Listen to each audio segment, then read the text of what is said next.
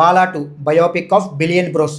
ఇది ఒక మలయాళీ సినిమా. అక్కడ ఈ సినిమాని దాదాపుగా 10 కోట్ల రూపాయలతో తీస్తే 200 కోట్లకు పైగా కలెక్షన్స్ని సాధించింది ఈ సినిమా. ఈ సినిమాని ఇప్పుడు తెలుగులోకి డబ్ చేశారు. సినిమా చూసిన తర్వాత నాకు చాలా బాగా నచ్చింది. జనరల్గా మీరు ఏ విధమైనటువంటి కథని తీసుకున్నా సరే ఆ కథకి ఒక ఎండింగ్ అనేది చాలా ముఖ్యం.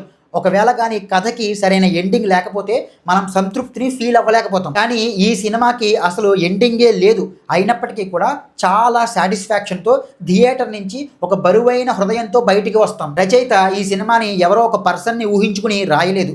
ఆన్ అన్ యావరేజ్గా మగాళ్ళు, వాళ్ళ లైఫ్, వాళ్ళ పద్ధతులు, వాళ్ళ వ్యవహారాలు, వాళ్ళ క్యారెక్టర్స్, వాళ్ళ బాధలు, వాళ్ళ కష్టాలు, వాళ్ళ ప్రేమలు, వాళ్ళ త్యాగాలు, వాళ్ళ ఒంటరితనాలు, వాళ్ళు చేసే తప్పులు, ఇలాంటి వాటన్నిటిని కూడా క్రోడీకరించి ఈ కథ రాసుకున్నాడు. మగాళ్ళకి చాలా స్వాతంత్ర్యం కూడా ఉండి ఉండొచ్చు, కానీ at the same time responsibilities కూడా చాలా ఎక్కువగా ఉంటాయి.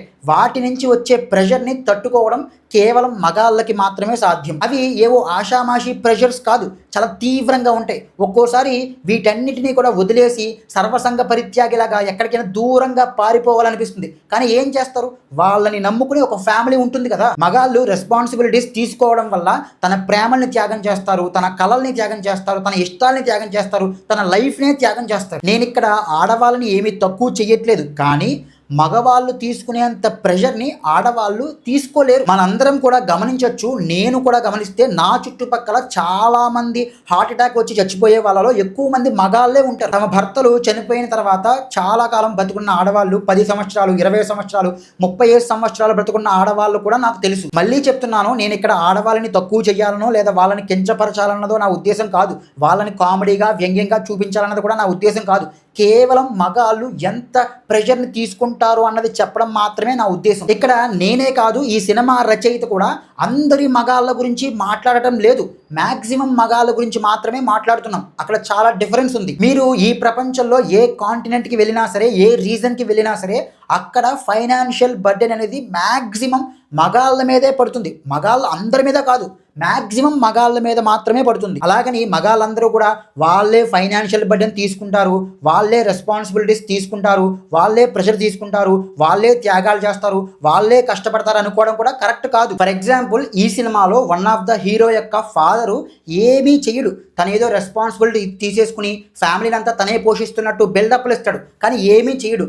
తల్లి రెస్పాన్సిబిలిటీస్ తీసుకుని తండ్రి చేసిన అప్పుల్ని తీర్చడం కోసం కూరగాయలు అవి కూడా మళ్ళీ తండ్రికి తెలియకుండా అమ్మి, తండ్రి ఈగో హట్ అయిపోతుందేమో అని చెప్పి ఆ డబ్బులు రాగా వాటిని చిట్టీలు వేసి ఆ డబ్బులతో అప్పుల్ని తీర్చడము, కొడుకుల్ని చదివించడం చేస్తూ ఉంటుంది. మన సమాజంలో ఇలాంటి మగవాళ్ళు చాలామంది కనిపిస్తూనే ఉంటారు. కాబట్టి ఇది అందరి మగాళ్ళ యొక్క బయోగ్రఫీ అని మనం ఫీల్ అవ్వకూడదు. మ్యాక్సిమం మగాళ్ళ యొక్క బయోగ్రఫీ. ఒక రకంగా చూసుకుంటే ఎవరైతే మగవాళ్ళు తమ వాళ్ళ కోసం రెస్పాన్సిబిలిటీస్ తీసుకుంటారో అటువంటి మగాళ్ళ యొక్క బయోగ్రఫీ ఇది. తన కొడుకు కోసం రెస్పాన్సిబిలిటీస్ తీసుకునే ఒక తండ్రిగా ఒక మగాడు, తన చెల్లి చదువు కోసం రెస్పాన్సిబిలిటీస్ తీసుకునే ఒక అన్నగా ఒక మగాడు, తన తమ్ముడు శ్రేయస్సు కోసం రెస్పాన్సిబిలిటీస్ తీసుకునే ఒక అన్నగా ఒక మగాడు, మళ్ళీ ఏకంగా తన అన్న అభివృద్ధి కోసం రెస్పాన్సిబిలిటీస్ తీసుకునే ఒక తమ్ముడిగా ఒక మగాడు. ఇలా తన వాళ్ళ కోసం తాను త్యాగాలు చేస్తూ వారి యొక్క అభివృద్ధి కోసం రెస్పాన్సిబిలిటీస్ తీసుకునే మగాళ్ళందరి యొక్క బయోగ్రఫీ ఇది. ఒక ఉగాది పచ్చడిలో ఉండే అన్ని రకాల రుచులు లాగానే ఈ సినిమాలో కూడా మనకి అన్ని రకాల హ్యూమన్ ఎమోషన్స్ కూడా కనిపిస్తాయి. ఇలాంటి ఒక మంచి సినిమా గురించి వినకూడదు, చూడాలి. డెఫినెట్గా ఈ సినిమాని థియేటర్లో చూడండి, లేకపోతే రిగ్రెట్ అవుతారు. ఈ సినిమాలో నాకు ఏదైనా సరే నెగిటివ్గా అనిపించిందంటే అది తెలుగు డబ్బింగ్. మన వాళ్ళు యాజ్ యూజువల్గా తెలుగు డబ్బింగ్లో వాళ్ళ యొక్క పైత్యాలన్నింటినీ కూడా చూపించారు. బట్ పర్లేదు, చూడొచ్చు, మరి అంత బ్యాడ్గా ఏమీ లేదు. ఈ వీడియోని మీరు ఒక సినిమా రివ్యూ లాగా చూడొద్దు. ఒక మంచి సినిమాకి నేను ఒక సినాప్సిస్ ఇస్తున్నాను అన్నట్టే మీరు చూడండి. నేను చెప్పింది చాలా తక్కువ.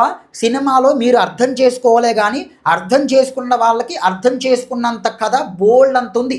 లేయర్స్గా చాలా కథని చెప్పాడు రచయిత. కాబట్టి మీరు కూడా నాలాగే ఒక సినిమా ప్రేమికుడు అయ్యుండి తెలుగులో మంచి కథలతో సినిమాలు రావట్లేదే, మంచి టెక్నికాలిటీస్ని చూపించే సినిమాలు రావట్లేదే, మంచి పర్ఫార్మెన్స్ని చూపించే సినిమాలు రావట్లేదే, టోటల్గా ఒక సాటిస్ఫాక్షన్ ఇచ్చే ఒక మంచి సినిమా తెలుగులో రావట్లేదే అన్న డిసప్పాయింట్మెంట్లో కానీ మీరు ఉంటే కనుక ఖచ్చితంగా ఈ సినిమాని చూడండి.